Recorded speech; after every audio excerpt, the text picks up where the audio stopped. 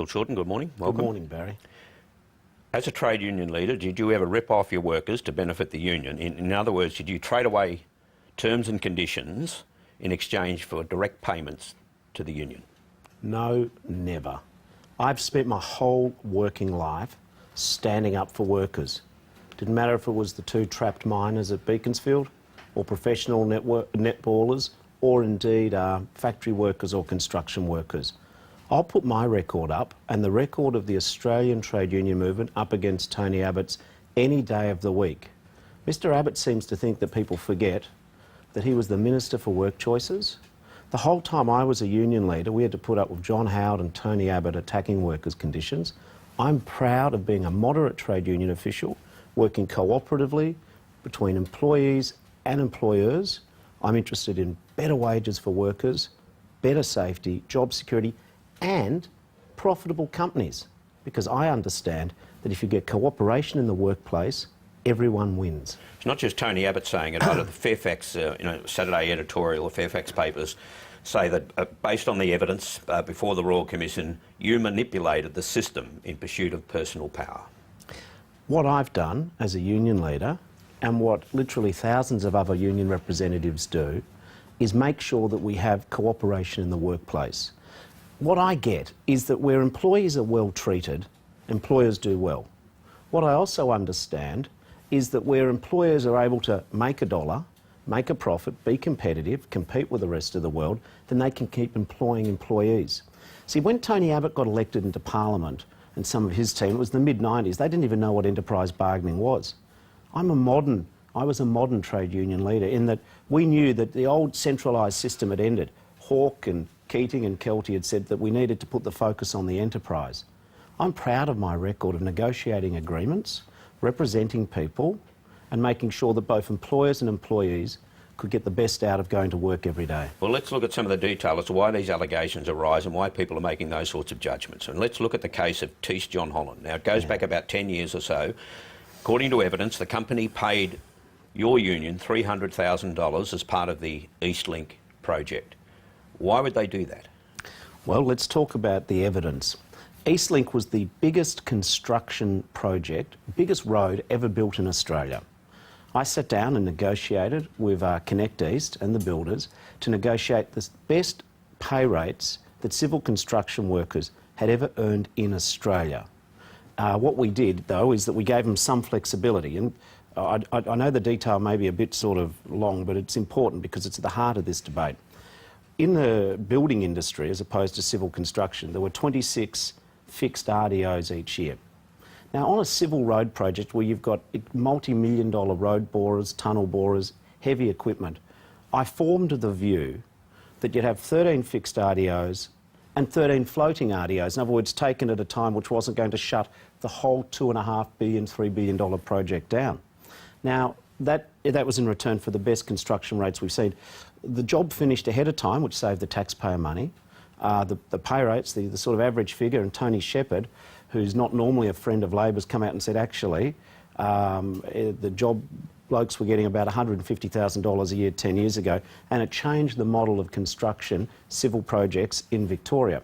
Now, what we've been attacked for is that Thiess John Holland paid for training of our delegates, paid for health and safety. You know, this is not unusual in the construction industry. The real issue here is that somehow a company working with a union in the best interests of employees and the project is somehow suspicious. There's almost a reverse class war analysis going on. Because I'm a modern bloke trying to get cooperation, not confrontation, you know, people are saying that is the wrong way to go. But it goes to again, the money that the company paid directly to the union. You're saying that was for health and safety and for training. Why is that in their interest to do that? Why wouldn't the union pick up the bill for that? Well, we do this every day, you're quite right. But when John Howard came into power in 1996, he reversed all the efforts of the ACTU and previous governments to build more cooperative workplace. What really matters in a workplace, what helps an employer if you've got a unionised workforce, is if your shop stewards know the rules of the game. If your safety reps are taught to be able to examine situations to make sure the workplace is more safety. Better informed delegates, better workplace safety saves companies money. Unions are very good at safety. We are good at teaching delegates how to resolve disputes. So I think this is what's happening is, and perhaps it's a perverse compliment, that Tony Abbott's commissioned a royal commission, and they're sort of having a look at all my pre-parliamentary work experience. But I think sometimes some of the critics say, oh, this is all bad for myself and for Labor. I think it demonstrates why the Labor Party's got a better vision for the future, because we're not into dividing the joint. We're not into dividing worker versus employer. The almost hysterical attacks this week in Parliament on a range of issues show the government is not happy unless they have got a model of industrial relations which says that unless workers and unions are at the throat of companies and vice versa, that something's wrong. That couldn't be a worse description of the future for Australian workplaces. All right, well, let's look at what happened with Winslow Constructions, and this goes back to 2005, and they paid the union dues. This is the evidence. They paid union dues of some 105 members of your union at a cost of $38,000. What do you know about that? Well, first of all, when I look at and hear all this detail, this is why I've asked the Royal Commission to bring the hearing forward. I can't go to every bit of evidence and every document which I don't have in my possession. So what I've done is I've asked the Royal Commission, I want to come and present, and you ask all the questions you want.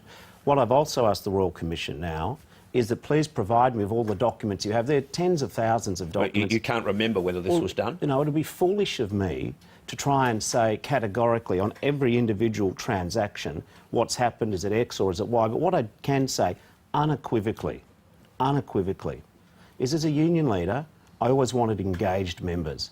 As a union leader, I always did my absolute best from when I got up to when I went to bed every day, working at how do I get better conditions for workers. And again, when we talk about some of the examples in construction, which is what you've just raised, there seems to be some suspicion in some elements of parts of the media and also the government that somehow when a company works with a pragmatic modern union, that this is a bad thing. I don't agree with that view. You must, though, recall whether at any point companies paid union fees. Well, certainly companies would collect payroll deduction. People pay their union fees and the company takes it out of their pay and pays it. My preference is always that employees... No, we're not talking about that. We're talking here about the companies actually picking up the bill. No, I'm coming to that. So I'm just telling you what my preference is. My preference is that employees pay their union dues, but what I also get is that I'd rather someone be in the union than not in the union. When we get further into the detail of particular transactions, it would be foolish of me to simply say with yes or no to every question. What I need is the same documentation that the Royal Commission has. But again, what I reiterate is that I'm proud of my record as a union leader. When I started work at the AW, it wasn't going so well. No, but you do accept, though, that at some point companies would have paid the union fees. It's entirely possible, but what I don't know is it wasn't the practice of the union as its preferred model, and furthermore, I don't have at my hands all of the detail of all of the claims being put to me, but I am 100% relaxed about my record. Ben Davis, who's now running the union in Victoria, says that that sort of practice is it profoundly weakens power in the workplace. Do you concede that? Do you agree with him on that? Well, what I believe is that the more engaged union members are in their union, the better outcomes you get for members. But what I also recognise is that if you look at the record that I had when I started at the AW to when I left the AW, we were in much better shape. We had more active members. I've spent a lot of time training our delegates. One of the untold stories of the union is that I put over 100 delegates through TAFE training in health and safety and also in terms of human resource management. I know that under my leadership, union conditions for members raised, and we also were able to help companies ensure that they were profitable and that people had job security and that they were safer. But you know what's implied by that is that you trade away perhaps a wage increase so that their union fees are paid, and then that in turn increases your power base. Well, that is not true. And I've never ever, and I go back to the answer I gave to you at the start of this interview, never ever not put the interests of members first, and I've got a record of working in the union that does it. And again, I'd say the underlying assumption in all of this, the argument that somehow the hypothesis you advance is true, is where you've got companies working with unions. Modern Australian trade unionism, and the unionist that I am, doesn't rely on a class war view that somehow that the interests of employees and managers are in two separate spheres and they're irreconcilable. I believe that when people can go to work and be happy, satisfied, engaged, where the employer is getting employees who feel their interests are aligned with the employer, you get productivity. This is the future of Australian workplaces. It is a future which I know I helped work on when I was at the union, and I am entirely confident. And all the people who've worked with me, and all of the members who've worked directly with me, they know this. Anyone who knows me knows how absolutely committed I am to putting the interests of workers first. And when I hear Tony Abbott say that somehow he's got a better record on workers, do you know no Liberal government's ever supported a serious increase in the minimum wage? What is your view then of the way the Royal Commission is going about its business? Well, I always said that the Royal Commission, set up by Tony Abbott to investigate unions, would be an opportunity for people to settle scores. I always expected that my record would be examined. I offer myself as the alternative Prime Minister of Australia. I look forward to the opportunity to talk about why I should be Prime Minister based upon the good things I've done for workers and working constructively with employers. But I was really disappointed yesterday to see in the newspapers that for whatever reason, my former wife has been dragged into some sort of smear campaign. She is a decent person. I think it is... But you said the Royal Commission approached her, right? That's what the reports say. For what purpose, do you know? Well, I think it's disgusting. But do you know why they approached her? Well, they obviously were chasing down some smear, but what I would say is it is disgusting, it is unethical, and I don't think there's been too many precedents in Australian politics. She's a decent person and she does not deserve to be dragged into this because of who she was once married to. It's the Royal Commission that are doing its job, isn't it? Well, I think Australians will be the judge of that. I think Australians will be the judge of it. I mean, Barry, have you ever heard of the like being done before? It is becoming habit-forming, though, for Labor leaders to be hauled before Royal Commissions. You're the third. Oh, it's almost a rite of passage now in a Liberal government. I mean, the Liberal, and I'm not trying to make light of it, I am happy to discuss my record. Let me be really clear about that, because I do believe in cooperative workplaces. It doesn't matter if it was at Beaconsfield, or professional netballers, or factories, or shearing sheds, or oil rigs. You know, my record stacks up, and if Tony Abbott wants to have a debate about workplace relations, and whether or not he, as the current Prime Minister, or me as the alternative Prime Minister, has a better record of standing up for workers, bring it on.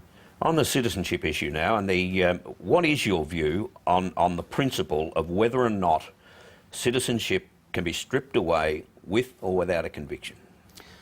What we are dealing with here is a debate about how do we handle Australians who've gone overseas to become terrorists, to support terrorism, who are dual nationals.